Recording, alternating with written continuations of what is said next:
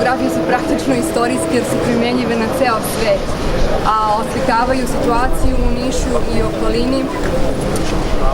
I ovde imate danas 52 fotografije koje su na nas ostavile najjači utisak.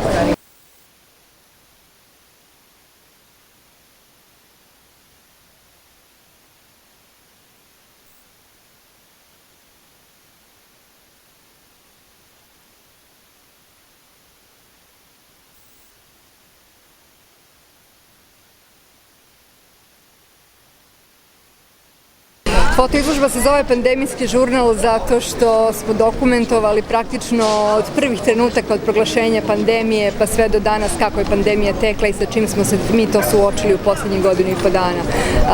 Moje kolege Saša Đorđević, Vanja Keser i ja smo zaista neumorno fotografisali sve te trenutke i mnogi od njih su i na nas uticali prilično jako emotivno i zaista ove fotografije imaju izuzetan dokumentarni značaj upravo iz toga što služe da nam pokažu, da nas podsete, ali isto tako i da nas upomenu da pandemija nije gotova.